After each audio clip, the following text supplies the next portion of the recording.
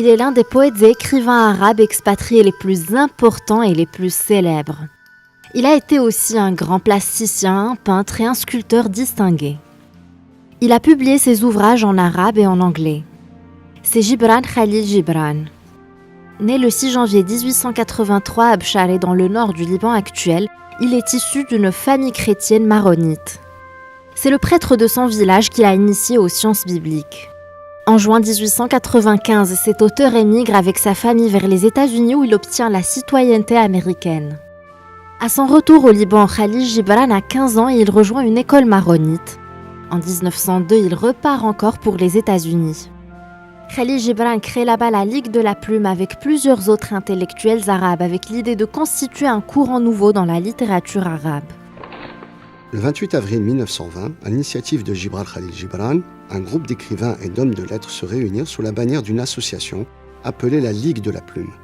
Ces statuts furent mis en place par Mikhaël Nouaimi et la présidence fut confiée à Gibran.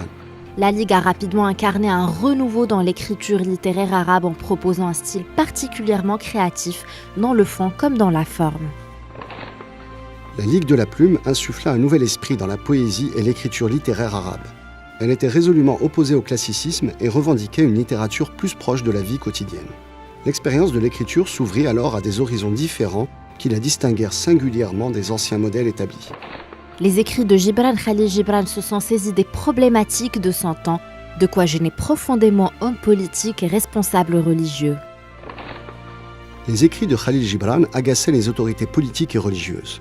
Dans une lettre datée du 15 mars 1908, l'auteur écrivait à son proche Nakhla: « Les gens en Syrie me traitaient d'infidèle et les écrivains égyptiens me critiquent en me présentant comme l'ennemi des lois ancestrales, des liens familiaux et des traditions. » Khalil Gibran a combattu farouchement le suivisme arabe derrière l'Empire ottoman.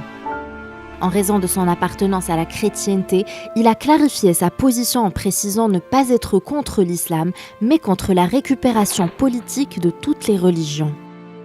Message d'un poète chrétien aux musulmans a été l'intitulé de cet écrit. Je déteste l'Empire ottoman parce que j'aime les Ottomans. Je déteste l'Empire ottoman parce que j'ai en moi la profonde amertume de voir des nations à la merci de l'hégémonie ottomane. Je déteste l'Empire ottoman parce que j'aime l'islam et sa grandeur, parce que j'ai l'espoir que sa gloire revivra. Je n'aime pas les virus, mais le corps qu'ils ont infecté. Pas la paralysie, mais les parties affectées par cette paralysie.